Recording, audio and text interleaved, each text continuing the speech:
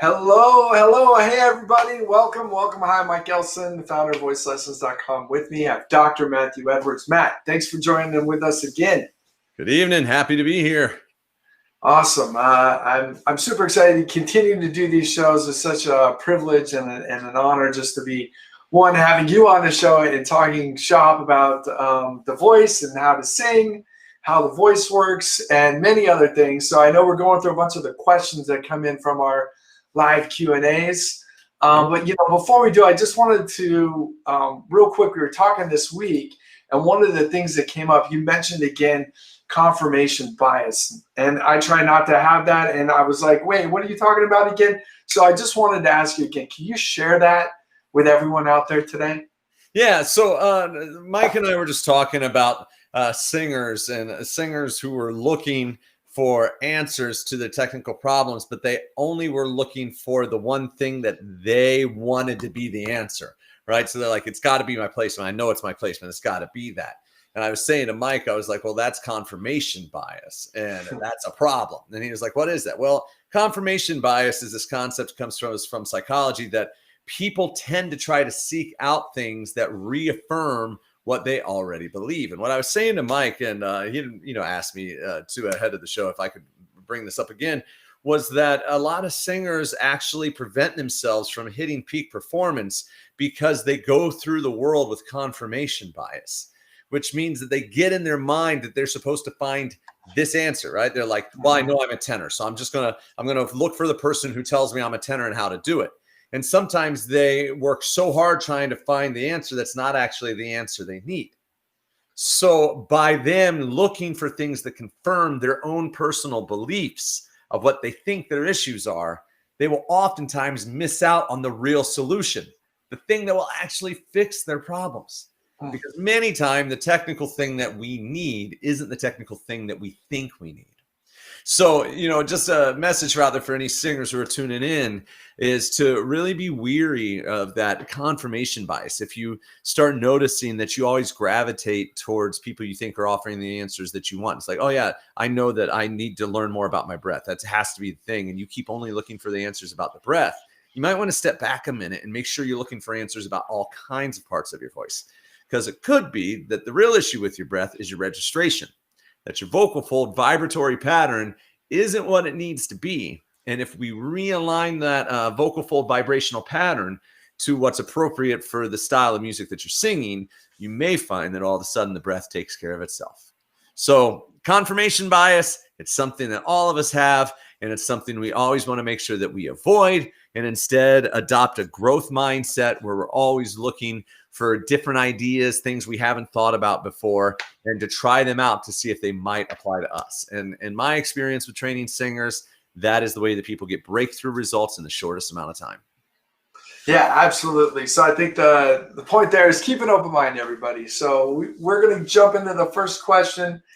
This one, it's come up a few times before, but it's a common one. So how do I sing less nasal? This comes in from Barbara. Great. All right. So Barbara, let's talk about what causes nasality in the first place. What causes nasality is a droopy, soft palate. So what's the soft palate? It's the dangly little thing in the back of your throat. We can look at this model of the head, and this is where the vocal folds are, and this is the vocal tract. And this guy right here is what's called the soft palate. Now, that's the uvula, but the tissue around it that goes side to side, front to back, is the soft palate. And what happens is that when we sing, sometimes this guy doesn't quite make it all the way up. It gets a little droopy. And when it gets droopy, air leaks up into our nose, and our nose is a really bad resonator. So when the sound gets up there into our nose, it starts to give us that wonky, kind of a honky sound inside of our voice. Now, Barbara, one of the best ways to try to figure out if that's what your soft palate's doing is to map its movement. So that gives you a visual map of what it looks like. But now what we want to do is try on some sounds. So I want you to do an NG, and everybody watching, you can do the same thing. You're just going to do, and as you sustain that NG, I want you to pinch your nose shut. So you're going to go, and when you pinch your nose shut, you're going to notice that all the sound stops. Well, that's because in that NG position, your tongue is arched up, but your soft palate is closed down onto that tongue, and all the sound is going up and out of your nose. So that sound you hear is the sound of pure nasality. Now, the opposite of the NG side of this soft palate movement spectrum would be the British ah. And in a British ah, that soft palate lifts really high up. And if you pinch your nose, nothing changes. So, ah has no nasality. Now, that's a warm vowel, but I can make a bright vowel with that soft palate still up as well. And I can check to see if I'm right by pinching my nose. Ah. I made the vowel brighter by making a lip adjustment, but it didn't add any nasality. And that's how I know that by pinching my nose shut, that the nose is completely out of the picture. Now, there's a middle ground. Of course, there's many shades of middle, but if we split it right dead center in the middle, we get the French nasal O. And the French nasal O goes, oh. And when I do, oh, and I pinch my nose, oh, some of the sound stops. And that's because some of the sound is traveling up into my nose. Like we said, it's a poor resonator. And when I pinch the nostrils shut, it's a completely ineffective resonator. And it actually just cuts off my voice. I feel a change of pressure in my throat. Not a great thing. So what we can do is learn how to move our soft palate through that entire spectrum of sounds. And as you do, you'll start to gain a better understanding of its movement. And you'll be able to identify where you lie on that spectrum. If you're really low soft palate all the way to the NG place, or if you're at more of a getting close to the British ah place and not quite there. So if you want an easy exercise to try to just get it to pop up to that British ah place, if it's not already, I want you to practice around on a single pitch with pa or ba. Because if you go to get ready to say that B and pinch your nose, you're going to notice that nothing's coming out. The B sound is a plosive sound that lifts the soft palate for you. So by putting it in front of vowels that you may be having troubles with nasality, you can get it to move up and out of the way, seal up that nose, and it should eliminate the nasality. So for instance, if the song's on this pitch, and you're trying to sing a ah vowel and it's going to end up going, you're going to do the b in front of it. Ba, ba, ba, ba. And you should be able to get that guy up, out of the way, and get rid of that nasality. Awesome. That's a great tip. I really appreciate that. I was going to say, I think a little bit for some of our listeners, they weren't able to cheat on the British ah. You got a little mustache on that. I know that's how you brightened it up. So, all right. That's a good one, Barbara. Sorry you don't have Matt's beard, but I think he just gave you a great answer with the P's and the B's. So enjoy that one. Let's jump into the next question. And I was just going to say too, in your course, I think you have some MRI videos. Is that right? Where you actually show specifically what's happening internally with the. Yeah, I do. I got very, right? And the soft palate, you see that. I got very lucky. I won a research award a couple years ago that made it possible for me to do some research with NYU Langone Medical Center, right in the heart of New York City.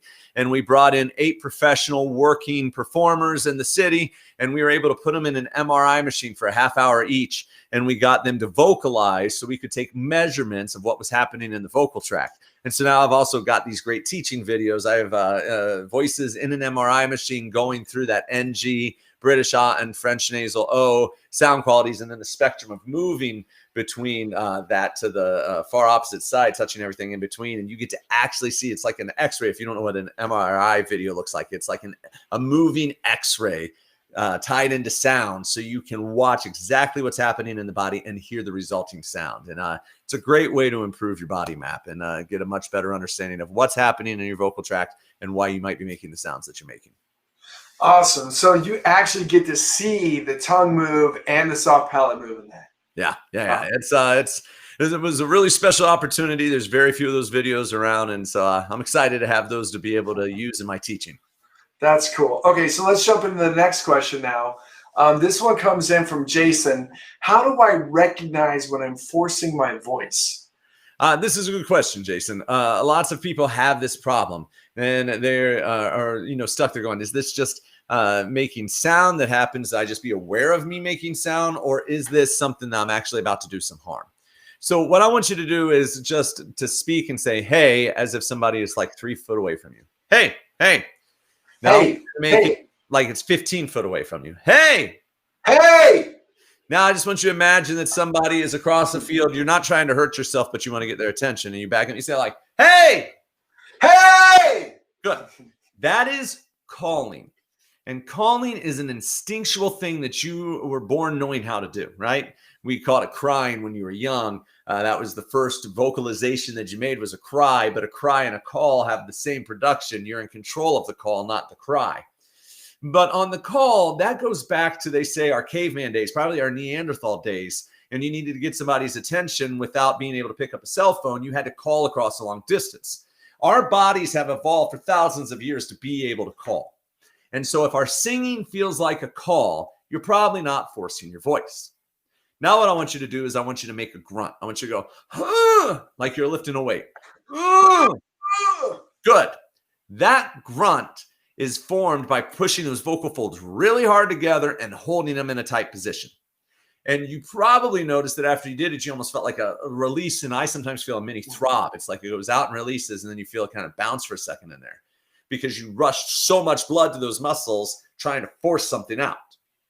If you feel a sensation that feels like that when you are singing, then you probably are forcing your voice.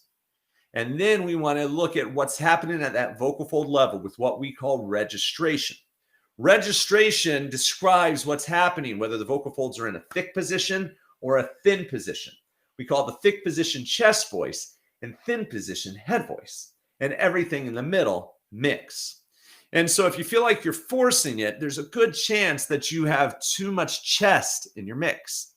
And through exercises that, we've talked about on past episodes, but through exercises like bringing the head voice down into the middle and thinning the chest voice out as you go up, doing messa de voce exercises at the registration level. That's where you swell from a soft sound to a loud sound and back to a soft, where you start at a loud sound to a soft sound and go back to a loud.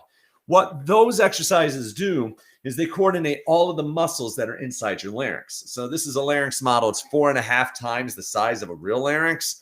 Clearly not what's in your throat. But there's muscles that control pitch and register. And that includes this thyroarytenoid muscle. It's the muscle that runs through the vocal folds. Then there is the cricothyroid muscle. It runs between the thyroid or the cricoid cartilage and the thyroid cartilage. And when it contracts, it helps tilt the larynx. We have these muscles in the back, the arytenoids, and we have these ones on the side that are called the lateral cricoarytenoids. And essentially that registration training is coordinating the action of those muscles. And once you're able to master your coordination of that part of your instrument, you're going to be able to realize when you get into that forced place and just slightly pull the pedal off the gas and land in the sweet spot. And then that forced tone becomes an artistic effect that you can add on. So then you can take a note and sing it as, hey, or you can lean into it and do, hey, or you can lean into it a little bit more and put some growl or some fry, hey. And if you really want to kick it into it, you bring in everything above it and you put the rattling of all the pharyngeal muscles to do a growl of, hey, just by narrowing in everything around it. But if you're in control of your registration, you can use that as an effect and then back off to, hey, when you want to, without hurting yourself. So the key to mastering this is practice, practice, practice in that registration-based work, those registration exercises. Now, if you are still having a hard time trying to decide if you're forcing or not, based off of, whether it feels like a grunt or whether it feels like a call, a couple of other signs to look out for. You want to look for redness in your face or redness in your neck. If you're getting really red, that means you're clamping down on these neck muscles enough. These neck muscles run right by some of these main arteries that run up towards the upper part of your head. And so the sternocleidomastoid muscle comes down. And if you tighten it enough, you might be pushing in on this. You'll see it bulge out and you see all the blood getting backed up and making you red in the face. So if that's happening, that's another sign that you're starting to force things instead of just letting them happen. And if you start noticing that your voice goes hoarse really quick, well, that's a sign that you're forcing it. If you notice that you may have high notes for the first 15 minutes of your singing and then you start losing those high notes, that's another good sign that you're forcing. And in general, any time that if you're practicing on a regular basis and you can't get past 30 minutes of singing, there's a really strong chance that you're forcing something somewhere along the way that's fatiguing you. And if you, start to figure out exactly what's happening in your throat, you can probably get in and be able to identify what is getting in your way and then start seeking out exercises to help you make an adaptation. Yeah, that's great. And I think I remember you talking about speech in your course. I was wondering, could you share a little bit more about that? Okay, so yeah, so this is another. So registration, if you've never dealt with it before, it can be a little bit tricky to jump right in. So that's a good point, Mike. A lot of times what I do is I will start a singer who's new to this idea with speech. And so, Jason, it kind of goes back to how I said, like, call out to somebody a little bit away from you and further and further. We take a simple phrase. I like to use something like Mary had a little lamb. Everybody knows it. And we just speak it. Mary had a little lamb. Mary had a little lamb. Its fleece was white as snow. And we just have the singer speak it in their natural voice and see where it falls and where it lands, right? It's going to have some volume level. It varies person to person. Then you start playing that game of, well, hey, what does it feel like if I talk to somebody 5 foot away? Mary had a little lamb. Then we talk 15 foot away. Mary had a little lamb. And we go until the place that our voice feels like it has the strength that we want, the power it wants, but I'm not working to make that sound. Mary had a little lamb. Now, if you want your voice to be the sound of a jet engine, that's just not happening. Our voices do not naturally go above about 105 decibels. Now, if you are into voice science, you'll know that we do have singers that clock higher than that, but I'm talking on average. The average singer is probably clocking 95 to 105 decibels, all right, which is above a speaking voice. It's like a crowded room, but it is not nearly the sound that a lot of people will listen to music in their headphones, which that'll average 107 to 110 decibels, right? And so you might want to get on a microphone and play with what you think might not be enough sound. Try what not enough sound on a microphone gives you, because you're probably going to be surprised. The microphone is going to make your voice have a lot of the power that you want, right? A lot of times young singers or people who are struggling with these forcing issues are so used to the sounds they hear through headphones that they think that's what their voice is supposed to do acoustically, and that's just not reality, right? So you play this calling game, test it out on a microphone, find your sweet spot. Then from your sweet spot of just speech, then you're going to start modulating your voice. So going, Mary had a little lamb, little lamb, little lamb. Mary had a little lamb, its fleece was white as snow, which will just start to get your body thinking about modulating speech. I'm not trying to put it on an exact pitch. We're just approximating. When that's comfortable, then you're going to start approximating the actual melodic contour. So we're going to get our voice to follow the contour of that line. Mary had a little lamb, little lamb, little lamb. Mary had a little lamb, its fleece was white as snow. That will, again, start to get your brain tricked into carrying that into a more melodic place before we put it on exact pitches without any musicality. Mary had a little lamb, little lamb, little lamb. Mary had a little lamb, its fleece was white as snow. And once you can get your voice to do that, you now have a really solid building block place that you can take that chest voice exercise and those head voice exercises, and then you have your speech-based mix, and you can weave down from the top, bringing more head into that speech. So instead of Mary had, we could do Mary had, or we could bring more chest into that speech by carrying it up with glides. So instead of Mary had, we could push it to Mary had and get that real like rally rock sound. Or for a estrogen dominant singer, we could then get that more belt-like quality that people like Adele have. So yeah, starting with speech is a great place to go. If you haven't done much work with as a singer yet, or if registration is really foreign to you, that'll at least get you started with a speech-based mix, and then you can build out from there. Great, awesome. So let's jump into question number 3, which coming right up here is, I keep getting comments that about the breath, that I breathe so loud it's distracting. And how do I fix that? And this comes in from Maggie. And so I think it's always fun to watch or listen, before I let you answer, to listen to singers' live performances and see if you can hear the breath. Like, how do they sneak that in? Or if you don't hear, it's like, you know, that's got to be just so instant. So, yeah, I'm just curious. What advice do you have for Maggie? My guess is here, I'm going to bring my mic up so we can get the sound that I think it is. I think it's the or the sound that we hear from singers, okay? So I'm going to answer the question based off of that, Maggie, because I'm pretty sure that's what you're talking about. That sound comes from working harder than you need to breathe. Here's the secret. Right. But here's the secret. You breathe all day and you don't think about it much. And you end up with plenty of air. And if you do that calling thing that we're talking about and you're about to yell across the street and say, no, and stop somebody, you will instinctually breathe in enough air. Singers often overthink how much air they need for a phrase. And they get so desperate to get enough air that they start to suck it in and they go, because they're working muscularly to bring everything in. But the respiratory system works like a vacuum. It just sucks the air in for you if you know how to manage it right. The second thing the singers do that ends up giving them this sound is they retract their tongue, trying to feel like they're making an opening for the air to go in. They feel like they have to open to inhale, and so they go, because when we lower the tongue in the back, we get an opening sensation. It feels like we're making everything bigger inside of our mouth, but you're actually narrowing everything down. Again, if we go to the skull and we look over here on the side, that the tongue, if we flatten it down to the back, will give us more space between the roof of our mouth and our tongue. So we'll feel like we've increased that space. But in all reality, we've pulled the tongue back and we've just wadded up all of this space in the back. And again, I've got some MRI videos of what is actually happening when that tongue pulls back. And there's barely any room for air to get in or out of the larynx because of how this guy here, this epiglottis, folds backwards when that tongue retracts. And so usually if it's not that panicky breath thing that's happening, that tongue is part of it as well. So the best way to start addressing this, Maggie, is to find a comfortable place to sit or lay down and start thinking about meditative breathing. Start thinking about taking a full 5 seconds to inhale and then exhale.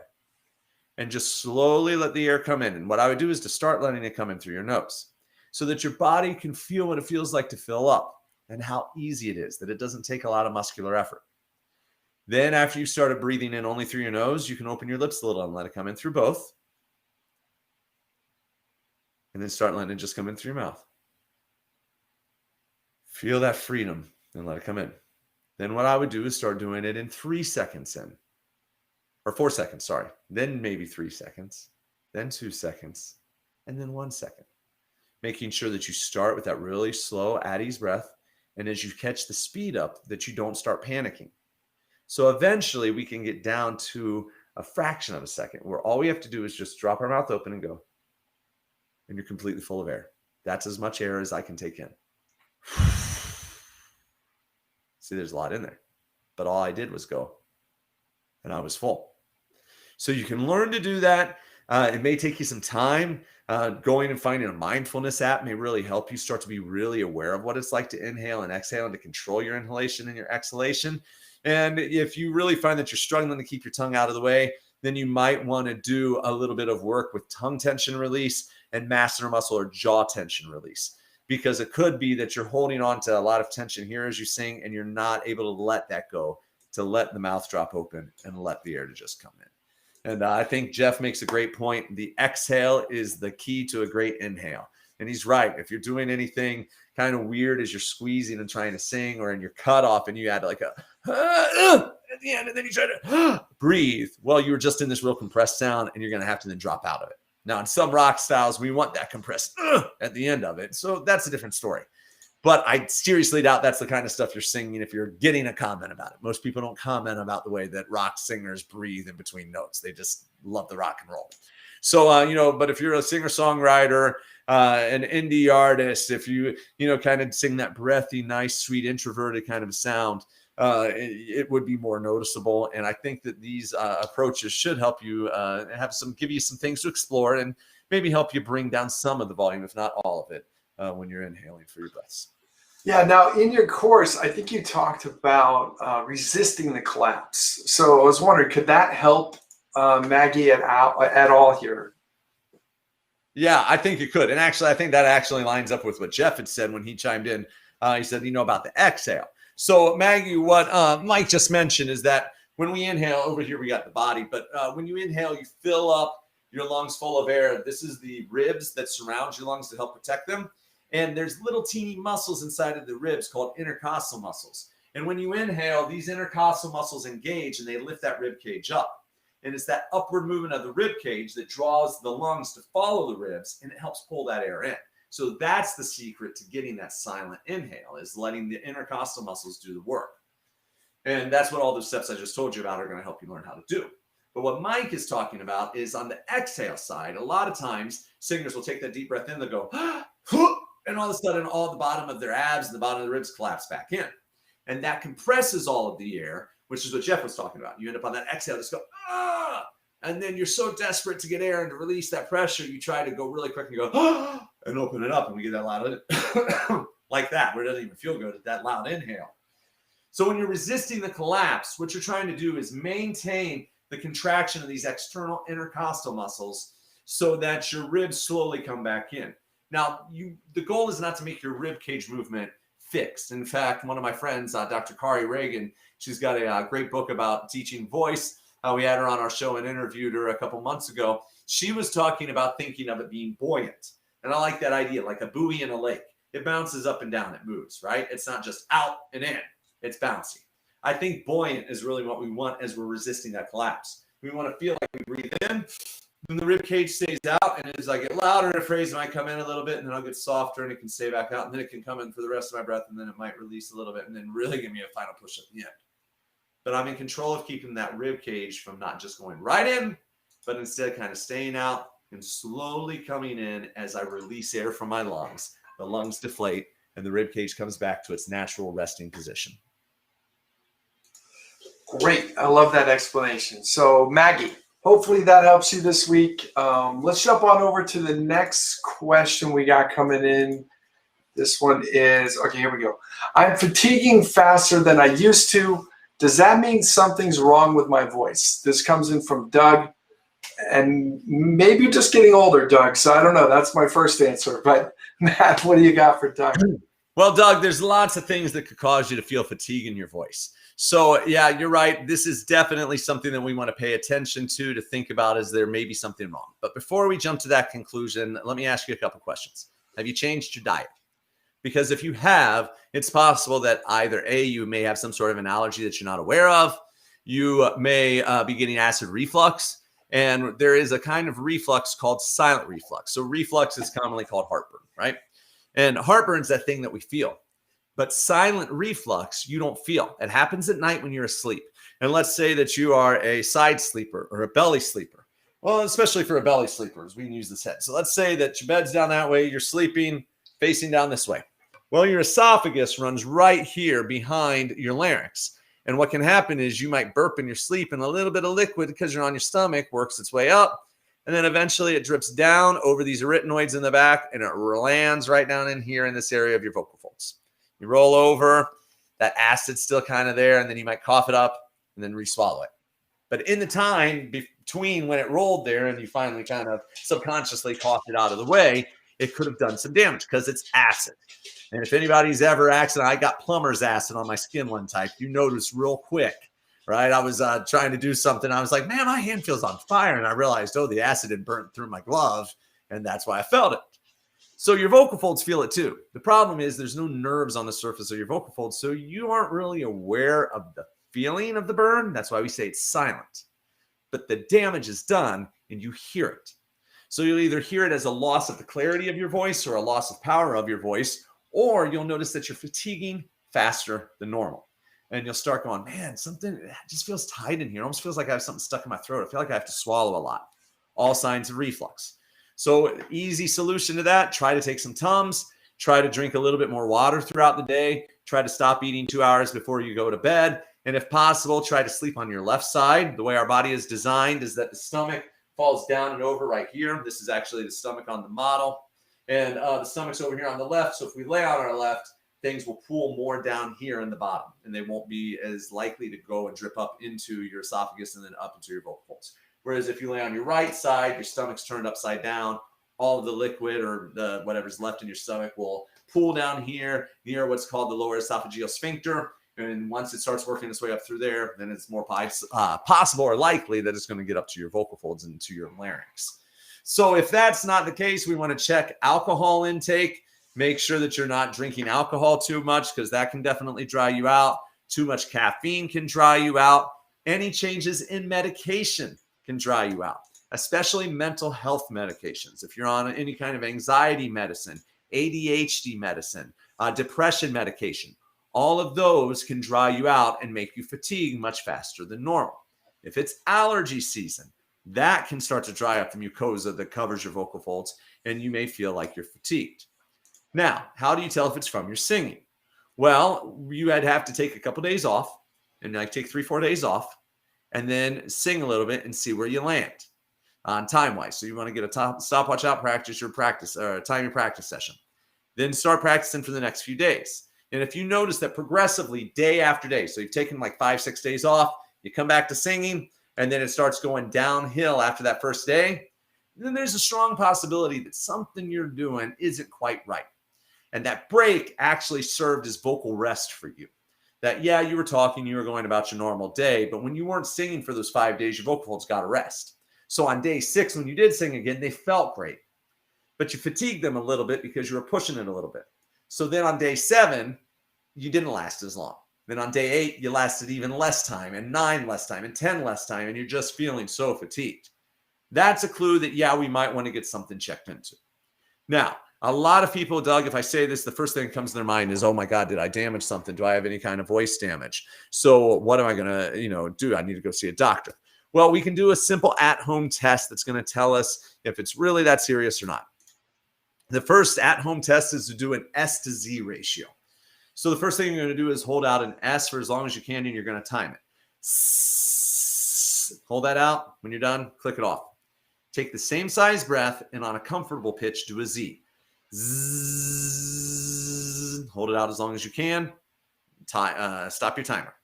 Then you're going to divide the number of the S, or the bottom number. So you would take the S number, hit the divide sign. I'm terrible at math, but you would take your S number. So let's say it's 10 seconds, divide it by the Z number. Let's say it's 10 seconds, and you're going to get a number, a result.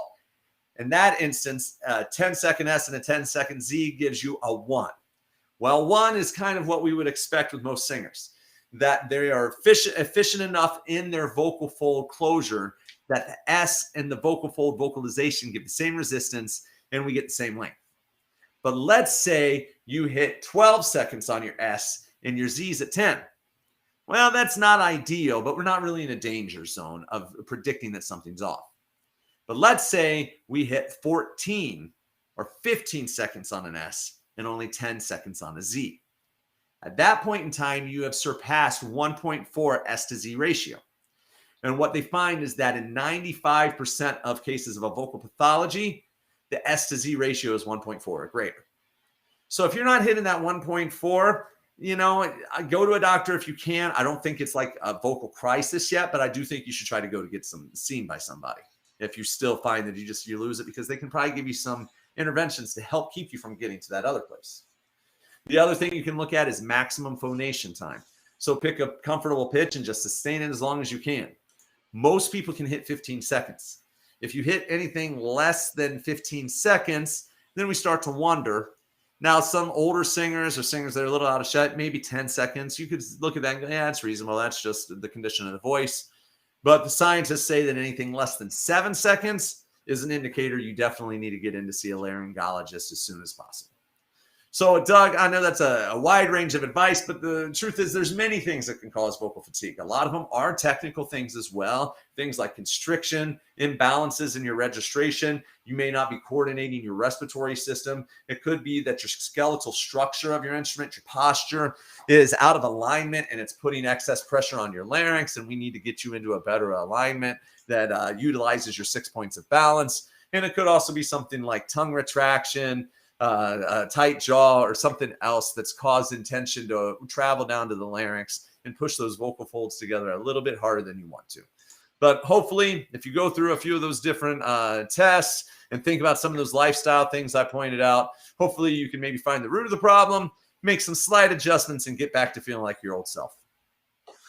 Absolutely. I know one of the things for me on this, Doug, is that if I have my voice, I guess you could say set up, right? If I have the right posture for it, the registration's right, everything's kind of in a good place. And for me, a lot of that comes down to having a good balance of the registration and having my head voice working, right? So I love working on, Matt, you put together some of this head voice routine in the app. Oh, yeah. And so I find that if I work on that, it's way easier to spend time in my head voice because I've got something, these exercises to follow. So you want to tell us a little bit more about, how you made that and what that is? You bring up a good point. Head voice is one of the ways that we can really help stretch out, cool down, and warm up our voice when we're feeling fatigued. right? And so, Mike had talked to me about this. He was, he's talking all day on the phone, talking with all his customers, and then you go to sing at night and you're vocally fatigued. And one of the things I said is make sure you're in that head voice every day. That because that head voice quality, what it's doing is it's letting a lot of air flow through your vocal folds, so your body remembers that you have to release air to sing, that you can't just hold it all back and just shut it all in. Head voice also stretches out that vocal fold. And inside of the vocal fold is a muscle called thyroarytenoid muscle. And Doug, like any other part of your body, if a muscle gets overly stiff, it can cause you a lot of problems. And so you need to stretch it out first before you do an activity like running or lifting weights or playing a game. So it not only stretches, though, that thyroarytenoid muscle, but there's also a ligament that runs through the vocal fold itself. And that vocal ligament needs to be stretched as well because it can start to tighten up and get stiff. And if that happens, it's also going to make it harder to get high notes. You'll end up pushing a little bit more to try to get those high notes because the muscles aren't doing what you want them to do. And then that can lead you to fatiguing because you're forcing everything. Right. And as my friend Edry just piped in and said in the comment section, she said, you want to restore balance to the folds. Edry, that's a great way of saying that. And she's right, Doug. What she means is that, especially as men, we tend to sing in this modal or this chest voice dominant, that buzzy quality most of the time. And if we have both extremes, and we never use one of those, it kind of puts our instrument out of balance. And so with registration exercises, you are trying to make sure that your chest register on the bottom and your head register on the top are equally strong. And then when you go through the middle, you have equal things to mix together. And doing that kind of work is also key to making sure you don't fatigue. And look, I know the singers have a really hard time, doing some of that work. So like for my clients, I like to make warm-up tracks. And what Mike's talking about is, I help Mike out on the voice lessons platform. We put in some head voice exercises that he has the ability to, assign to students so that they can do the work too. And just kind of taking that 3 to 5 minute routine and doing it a couple times while you're walking around the house even will at least make sure you're getting the stretch that you need and balancing out that instrument. And again, it's another approach that could help you avoid some of this fatigue. Awesome. Great. Thanks for explaining that, Matt. And if you guys want to know more about that, just drop us some info. You can sign up on the website or give us your email and we'll hook you up with those. So let's see. The next one we got, how can I keep my voice from cracking? This comes in from Alberto. And that's to say, Alberto, for me personally, I've cracked in public once. It's really embarrassing to have that crack. So I totally feel you on this one. It's best to avoid it. So Matt, what do you got? Yeah, look, we've all cracked in public. And I got to tell you, the thing that made me feel really good about cracking in public I think I was maybe a freshman in college and Pavarotti was performing in Columbus, Ohio. And I was in Dayton and I was like, crack? See the Pavarotti, right? Yeah. So I buy the only tickets I can afford, the last row in the back of the stadium. So I saw him on a video screen. He was a dot. I had binoculars and I'm watching there and I hear him go for a high note and it goes splat. And I was like, I remember looking over to my mom and being like, I think Pavarotti just cracked. And then throughout the course of that thing, I swear he did it about 3 or 4 times. And when I looked at the Pav cracking and realized if Pavarotti can crack, I can crack. And if you don't know who Pavarotti is, he was at that point the world's greatest opera singer ever. I was an aspiring opera singer at that time. Now I sing all kinds of stuff. But he was like my idol. And to see my idol crack in a live performance, I was like, oh, I can breathe easy. If I crack, everybody does. It's not a big deal. Best thing ever, right? So look, Alberto, I don't know what kind of music you sing, but cracks happen in all styles, all genres of singing. And there's many things that can lead to a crack. One of them is forcing the voice, like we just talked about with Doug. And so, if you're going up and you're singing with a lot of force, a lot of power, really trying to get an emotional, hard-hitting performance, you might be driving your vocal folds a little bit too hard. And so I know we've ended up talking about it a lot tonight, but a registration balance is really important. And if you're cracking, it's probably because you're trying to carry up too much mass of the vocal fold into the upper part of your range, where you really got to thin things out a little bit in order to not crack. There's also another little thing that's not talked about a lot in many of the courses that I've seen or workshops I've witnessed, but there's actually something that happens in the vocal folds between the vocal ligament and that thyroarytenoid muscle. And this is some brilliant research that Dr. Ingo Tietze has talked about. He's one of the world's leading voice scientists. And what he is written about in his work is that we have research that suggests when you're going up into the upper part of your range, you're actually handing off what holds tension in the fold. So when we're in the lower part of our range, it's that thyroarytenoid muscle that's helping tense the fold to a specific length, because we have that cricothyroid muscle. I'll show you. So this is the vocal folds. We have the thyroarytenoid muscle, and it's contracting, trying to manage how long it can be stretched by this cricothyroid muscle. And as that cricothyroid muscle contracts, it helps elongate the vocal folds, which is how we get high notes. And what happens is that we can allow that thyroarytenoid muscle to be involved up to around an E or an F above middle C. That's for all genders, right? It's gender neutral. E and F, and now you 4, right? E4, F4. Yeah, exactly. Those two pitches, right? Lower end of the range for an estrogen dominant singer, testosterone dominant singer is going to find that it's in their upper range. So when we are, moving towards that place, some singers can carry that thyroarytenoid dominant sound above that break. But what Tietze says, Dr. Tietze says, is for a lot of other singers, you have to start handling over the tension control to the vocal ligament. Now, you can't really consciously do that. It's a coordination thing. But there is actually science to this idea of learning how to coordinate the thinning out of the vocal folds. Because that's essentially what we're talking about, is letting this thyroarytenoid muscle start to release as we thin out. Because remember, if that thing contracts, it thickens up the folds. So by letting it release and turning over the tension control to the vocal ligament, we can manage that break. So I just want you to know, first of all, Alberto, there is a fact why that's happening. We know why it happens, and we can fix it. So how do you fix it? Well, as we've been talking about this evening, you want to learn to isolate and strengthen both that chest register and the head register. So we're going to do exercises to get you capable of going ah and going ah, and then take the same pitches in the middle and be able to do both. So we should be able to do ah, ah, so that your vocal folds can do both closed and released. Then we're going to start taking single pitches and doing messa di voce exercises to teach your body how to make variations. So for example, this.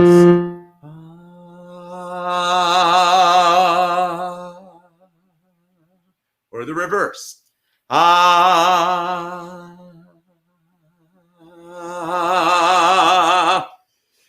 exercise is coordinating all the muscles inside your larynx and training them when to hand over the tension to that ligament and when to hand over the tension to the thyroarytenoid muscle. You really train to do that when you start changing pitches, okay? When you start doing glides of like a glide of a fifth, and you do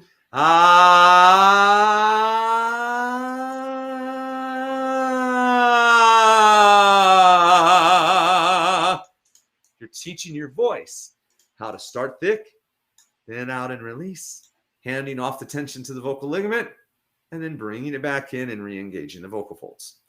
Take it up a little bit higher. I've been teaching all day today, so we'll see how this one goes.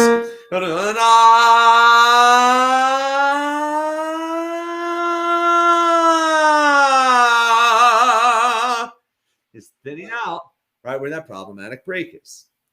That's going to keep me from cracking. Now, that's just an exercise sound. But when you get that coordination, then you can then take other vocal exercises, like a simple yeah, yeah, yeah, yeah, and you can thin out like you've been training your body to do with that messa di voce exercise. So I would probably crack or get close to cracking if I go, yeah, yeah, yeah, yeah, yeah, yeah, yeah. I have to squeeze, or when I was younger, I would just crack and splat. But because I do those messa di voce exercises every day, I can decide how light or heavy I want that high note to be. So I could do, yeah, yeah, yeah, yeah, yeah, yeah, yeah. I could do, yeah, yeah, yeah, yeah, yeah, yeah, yeah. I can do, yeah, yeah, yeah, yeah, yeah, yeah, yeah.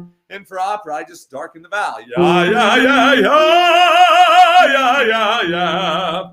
And I start to get more of that classical sound, right? So getting in and working that detailed work with those muscles inside of the larynx, teaching your body to hand off the tension-bearing responsibility from that thyroarytenoid muscle to that vocal ligament is what is key to keeping your voice from cracking. And once you learn these registration-based exercises of bringing the bottom up, bringing the top down, doing messa de voce exercises in the middle, you're going to notice that you don't even have to think about it. Your body's just learned that ability to hand things off to the other. And before you know it, you're going to stop cracking and start getting the results you want. Yeah, absolutely. I will say ever since filming the course, we have some of this in there, this messa de voce exercises. Myself and my own voice, I got a little more flexibility and control that I hadn't been practicing them for a while, right? So I really love those exercises. And they work on the registration, not just on the pitch, but on the dynamic control. Yeah. So you get a little extra, more decisions, more control over the qualities that you want to use when you're singing. Yeah, and we got a question that popped up here too about exercises to work on developing a smoother transition between head register and whistle register. It's funny that you asked this. I literally had a graduate student at the university ask me this yesterday, and I was walking through it with her. It's the same thing of doing these glides. You're trying to coordinate the action of those different muscle groups. Now, where she was running into a difficulty is there was a big, massive break. And well, first of all, I told her, like, you rarely hear somebody transitioning absolutely cleanly from that head voice to the whistle register. You usually hear them make the leap into whistle register, whistle around, and then jump down. Right, they'll let go a little bit. Right, like they'll do wah, and then they'll do the little whistle thing, and then they'll come back down to the lower.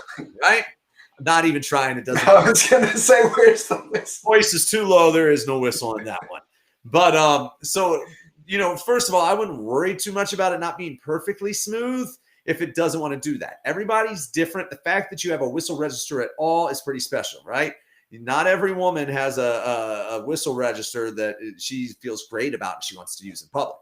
So that, first of all, is a gift and a blessing that you have. Rock on. Be happy with like taking that spot in your head voice and jumping up. I would try doing these glides to get up and over it. And so I would start in a high whistle and then glide down. And what I always tell people is at that passaggio point, what I want you to do is start to lighten up that whistle register and then enter in almost a breathier version of head and then crescendo it back. So it almost feels like you're hourglassing it. Like you open up in that whistle and then you start reining it in as much as you can and then coming into your head voice really a little bit on the lighter side and breathier side before crescendoing back through. So the closest thing I can model for you, I'm going to do it in my head voice, going down into, we'll do here so I can get to that comfortable note.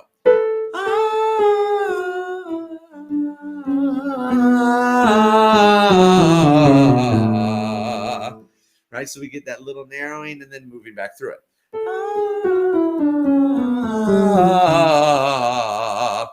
Then as you get more and more comfortable with it, you can do less of that narrowing. So it's going to be more of a smooth narrowing in instead of a real big one.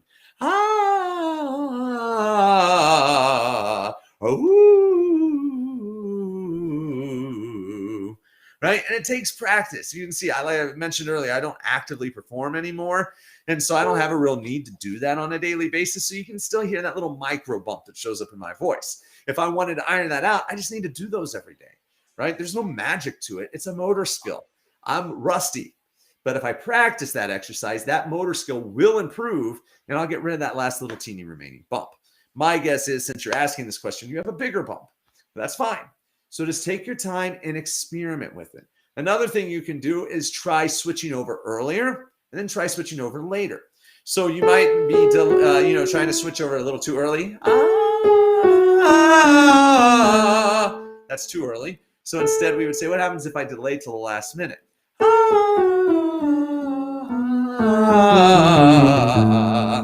So we might want to delay it and then get in there. Or you might need to transition a little bit earlier. So I think that just kind of playing around with that and then maybe go bottom up and do the same thing with your glide. Feel like you start heavy and then you lighten up as you get into that whistle and then go through it and then let it rise up. So going,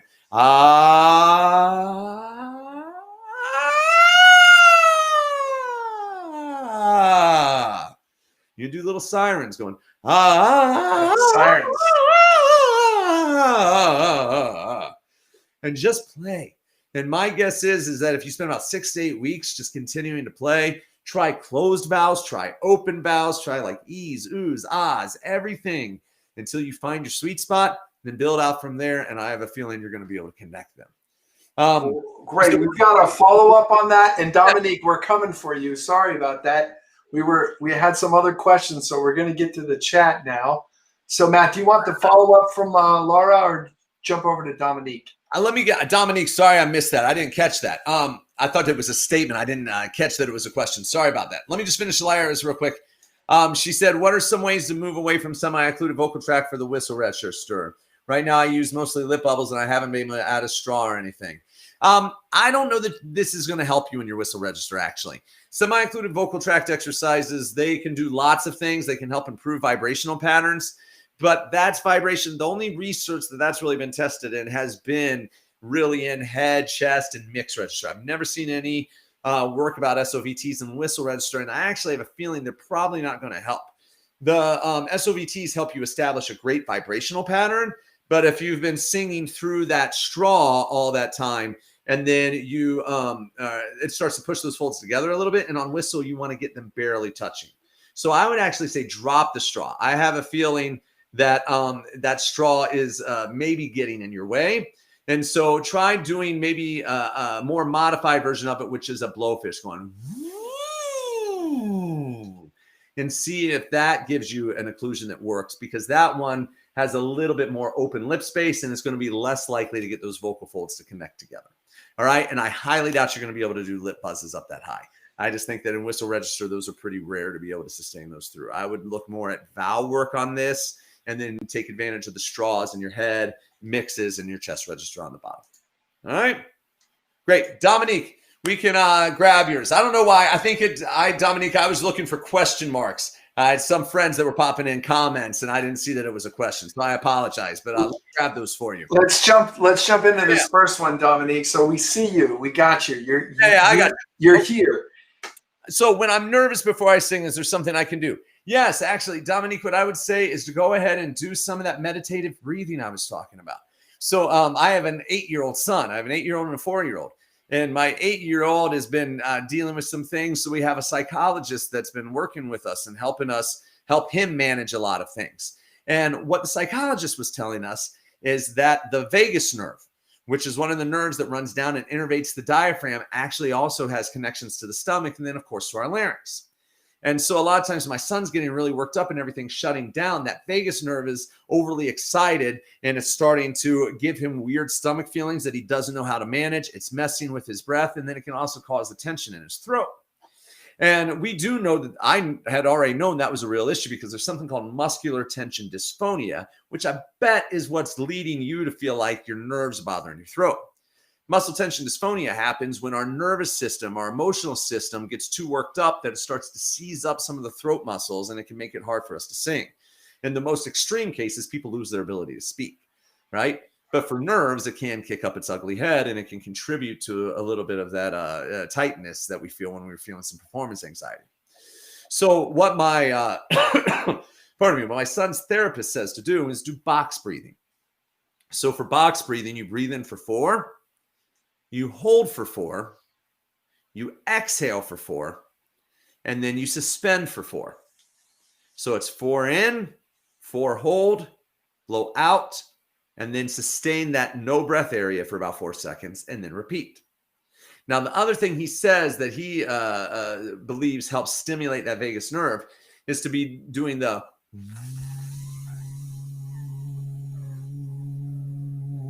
as you're blowing out your air. So just going, I'm putting pitch to it. I apologize, but that regular with air. Because he says that resistance also provides a calming effect for your body. So I know a lot of singers find that controlled breathing really helps them. Now, I know some people that instead of doing this box breathing, what they like to do is to breathe in for, like, let's say a count of 8, and then exhale for a count of 8.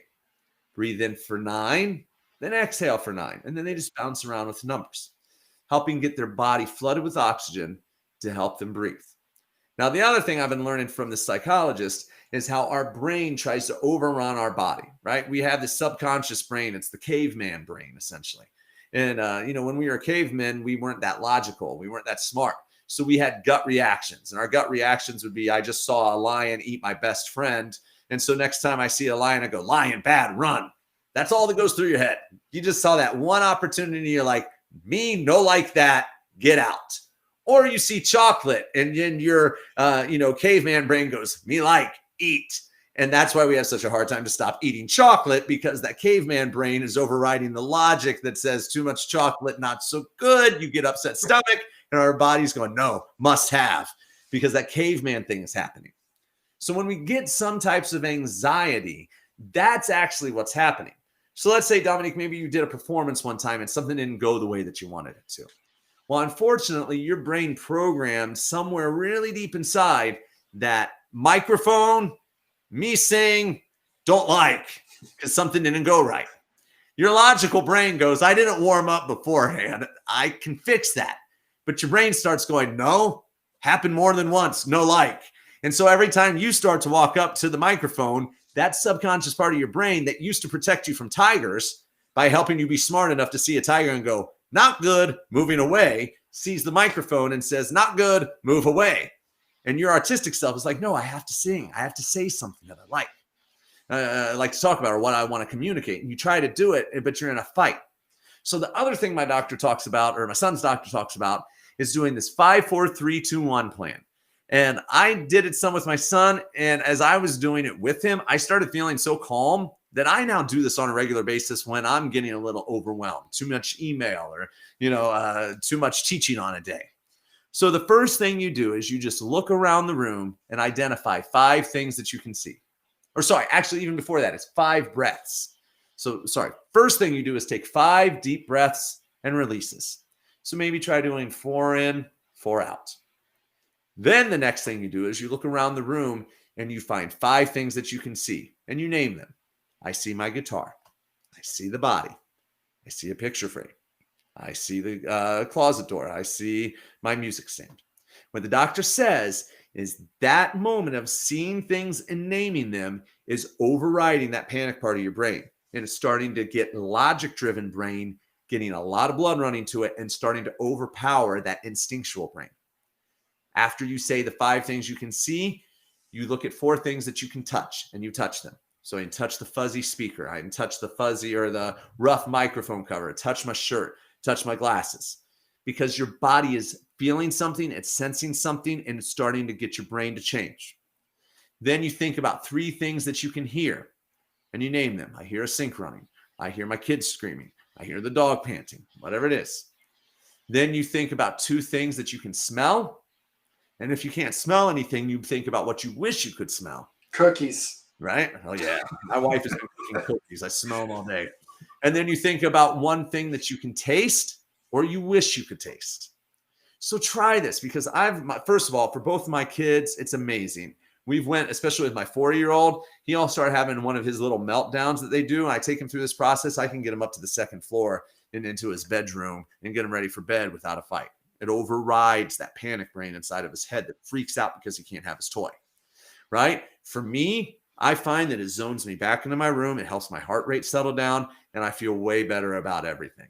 So what I would say, Dominique, is maybe try adding a couple of those things into your pre-performance routine and see if they can maybe help you get to a better place. And then another thing would be even just to jump onto your favorite music streaming platform and see if they have some calming meditation music and play that for yourself as you're doing these breathing exercises to help shut out the rest of the world and start focusing in on you.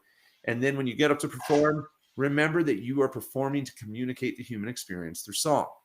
You're communicating to share a part of you with others so that they can relate with you, so that they can process their life, so that they can celebrate joys with you, so that they can mourn sorrows with you, so that they can connect, which I'm telling you, after we get this COVID vaccine, everybody is going to want to get out in public and connect and see live performances, right? So when you continue to put the focus on, I sing because I want to make people think deeply about blank, or I perform to make people enjoy life for a minute. I perform to make people dance, and you enter that performance space and remind yourself after all that meditative breathing that my sole purpose in singing this song is to bring people joy, then get up there and give people joy. And if you keep your mind on that, you should start forgetting about the things that make you nervous to perform, and you should feel a lot better about your work. That's great. Dominique, everybody gets a little bit nervous before they sing. And the pros do too. They've just learned to come up with like a pre-game routine, like Matt's sharing with you. And it's a little bit different for everybody in terms of how you adapt that and what you do with that. I like to sing the songs silently in my head. That really forces my conscious mind to like listen to what what you're going to communicate, what you're going to sing before you go out there. So the breathing, all that stuff is great stuff. So I think there was one other question you had too, which Matt, I'm going to drop this one in. Dominique also asked, when music is built up, what can I do? Great. So yeah, mucus buildup is real normal. You see it on most stroboscopies. There's a little bit of it in there. You have two different glands that live down there inside of your larynx. One secretes more of a liquidy mucus and one a more sticky mucus. And so that sticky mucus one will take over if your body isn't hydrated enough to release the more slippery mucus. So the first thing you want to do is make sure you're drinking enough water throughout the day, because that's going to help make sure that mucus stays thin and beneficial instead of thick and detrimental. 8 glasses, right? Or how many ounces? Well, the general rule of thumb is that you should drink half your body weight in ounces a day, right? So I'm a big guy. I'm 6'4". I'm 210 pounds. So my daily routine should be 105 ounces of water a day. That's a lot of water, but I'm a big guy. I need a lot of water. So you want to figure out what your number is and try to make sure that you're drinking enough water throughout the day. Then what you want to do is make sure what the hydration is like in the room that you're sleeping in. You can go to Walmart or any other retailer and pick up a small humidity monitor. It's just a dial thing. They're usually like $3.99. You take it home and it shows you a dry zone, a danger zone, a fungus growth mold zone, and then the sweet spot. And leave it in there for about 24 hours. See what your room is like where you sleep. If the room you sleep in is dry, then I can get a humidifier. Right now, a lot of us have forced air heating. I'm waking up with a dry mouth almost every night in the morning because that vent is right near the head of the bed and on my side. So I end up just sucking in that dry air from the heater in the house. So, when it gets really bad, then I pop in my humidifier and it helps a lot. And then finally, the other thing that you can do is get a nebulizer. So the old advice used to be to use a steam inhaler. And people felt like they were getting great results. Well, now we understand the primary result you're getting is a comforting effect of warmth. But the actual particles that are released by that steamer are too large to really be beneficial within your vocal tract or your respiratory system. On the other hand, though, a nebulizer breaks the particles down even smaller. And then in the nebulizer, you can use medical grade saline. And what we now know is that medical grade saline has more in common chemically with the mucosa that covers your vocal folds than plain water. And so when you inhale that nebulized saline, those particles will attach to the vocal fold mucosa and help replenish it and help get you more hydrated. And that's a research-backed answer. We're actually finding all kinds of benefits from actual medical research on the nebulizers. So you can jump on over to Amazon and grab one of those. Look for ones in the thousands of views. There's some in the hundreds of views. I've not heard great things about the ones that have like 1,000 reviews or more. They actually have real people reviews and not robot reviews. And most of the people I know who have bought one of those machines have been happy. Just know they're finicky. So really read the directions on how to take care of it. Mine, sometimes if you get a little dot of water on the filter, it won't work. And so you got to really blow across at a certain angle and then fit the mouthpiece back on, and then it'll start working again.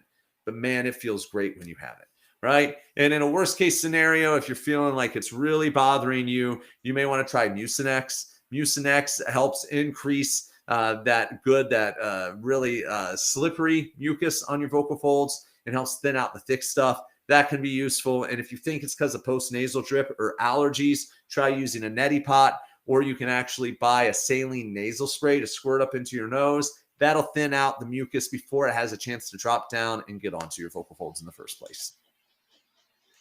Great. Awesome. Dominique, hopefully we see you.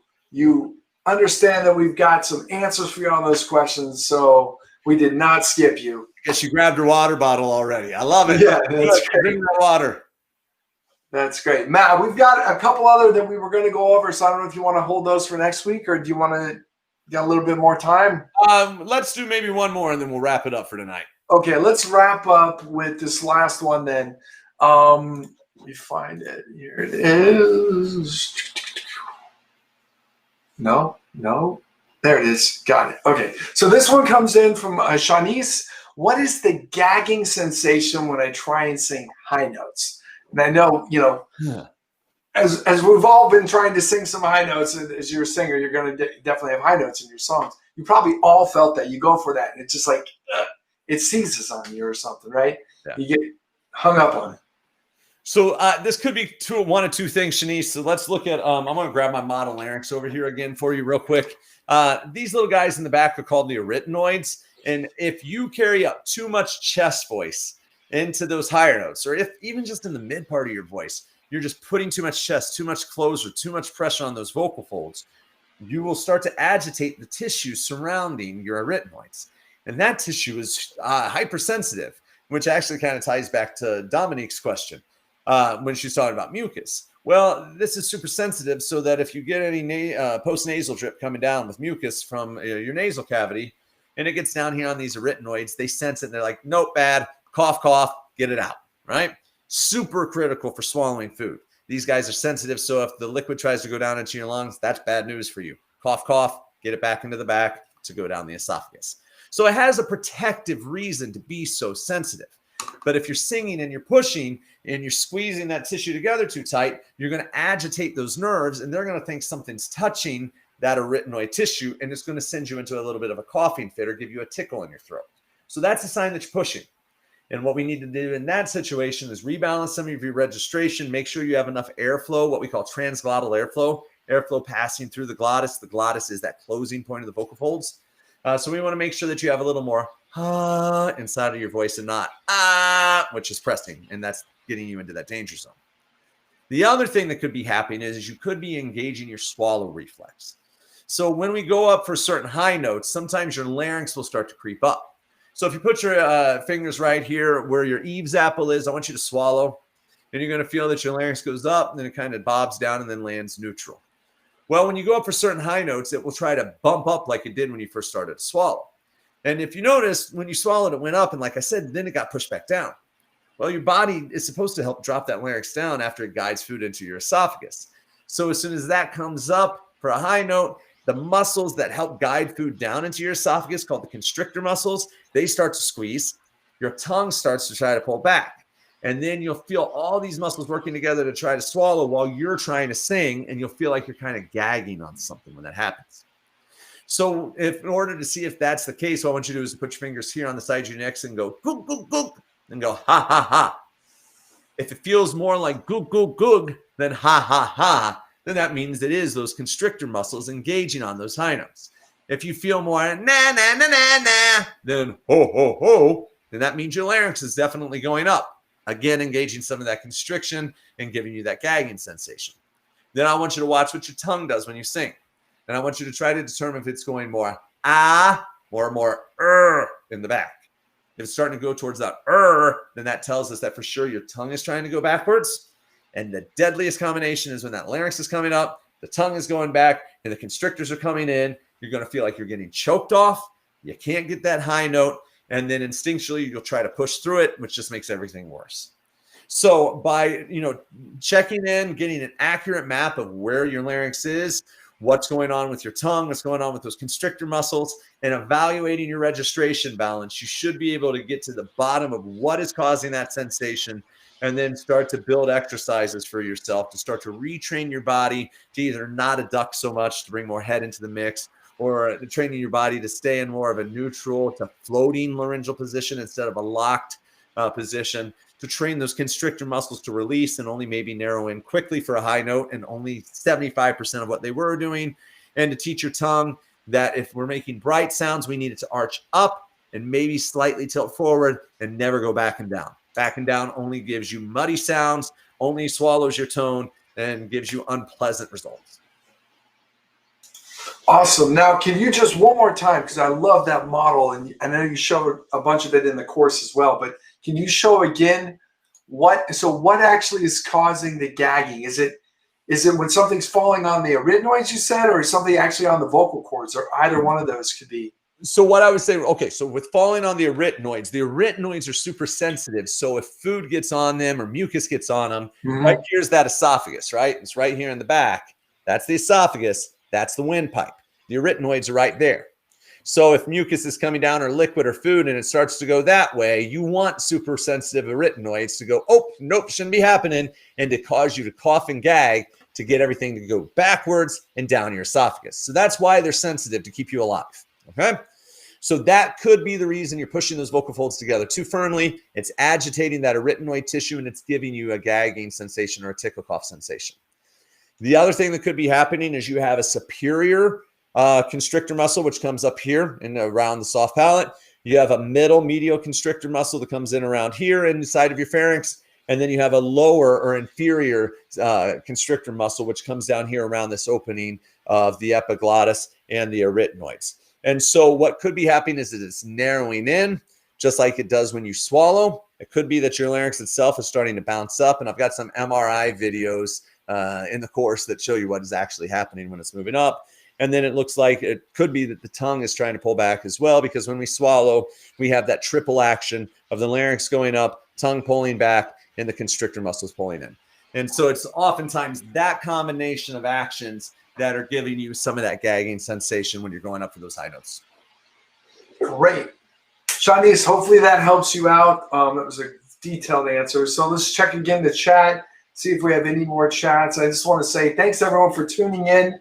Thank you for your questions, Dominique. Thank you, Laura, as well. Awesome. Yes. I really appreciate that. I'm glad you found it. I'm so glad you enjoyed our show today. We do this every week, you guys. We are working on some more interviews for next year as we head into 2021. We do take your questions too, so you can drop those in the app. You can shoot us an email or just sign up and just, hey, I want to know this. We love all the questions. We've even get questions from teachers sometimes too. So whatever you guys got, we're happy to field. Matt, anything else? No, that's great questions tonight. Thanks everybody for stopping in and chiming in. It's always fun when we have live viewers coming in to ask those questions. Drink plenty of water. Keep drinking water. It's important. In the wintertime, our houses get so dry. So, you want to be chugging that all day long. Again, half your body weight in ounces a day. That's the secret place to be. And as the holidays come up, just be aware that alcohol consumption, caffeine consumption, all those things can dry you out as well. It's not like a lot of us have gigs right now, but if you're one of the lucky ones who does have a gig right now, just remember, everything in moderation if you're feeling the dryness, because all those things can definitely add up together and fatigue you. And wear a mask. The mask is not causing you vocal problems. You trying to talk loud enough to be heard through the mask would be the thing that's causing you problems. So wear the mask. It'll save your life. Unfortunately, my wife's best friend's grandfather is in the hospital on a ventilator right now. He thought he could go out and play a card game and then follow it up with a dinner. 80 years old. Didn't work. So, wear your masks. Stay safe. If you're thinking that the mask is fatiguing your voice, it's not the mask itself. It's because you're trying to talk loud enough to be heard and understood. Just talk brighter. The masks absorb all of the high frequencies. So just use a little bit more high frequencies so they absorb them, but there's maybe some that will still cut through. And just realize there's limits. We're in a COVID world. Talk as loud as you can, but not too much to push beyond that, because otherwise you could really fatigue yourself and end up in trouble and not even realize that's what you're doing. Great. So I'm just going to drop this in, and we mentioned a couple times tonight the course that you've got, the How the Voice Works course. Yep. So I just dropped in the link. If you guys are curious, we'll put that in the chat as well. But you can head on over there, take a look at it. It's a great course. It's like 4 hours. It's got tons of HD footage, MRI footage, some of the things we talked about tonight. It's a fantastic course. So, Matt, anything you want to add on that? No, I mean, it's been a labor of love. I teach at a university level, and one of the things that bother me is that I know this information transforms singers' lives. Every time I teach a singer what's actually happening in their body, they start having results and breakthroughs that they have maybe eluded them for years. And I wanted to give a gift to the singing world, which was the essential information that everybody should know in a digestible package at a price that everybody can afford. And so, be sure to check this out. I mean, this is not even for the package. It's a ridiculous value. And this is, we're giving it to you for a little bit more than a third of the cost of a 1 hour private lesson with me. So this is the gift I wish that 16-year-old me could have had. When 16-year-old me had, unemployed parents, I was doing everything I could to try to learn how to sing. So I always swore if I ever had the chance, I was going to make something to help people like myself. Well, fast forward many years, and I had that opportunity. I'm thankful to Mike and the team for helping make this a reality. And I'm excited to share it with the world and help everybody understand their voice so they can break through their barriers, get the results they want, and feel great about their singing. Awesome. Well, that's our show for today, everyone. Thanks for tuning in, and we'll see you next week. Take care.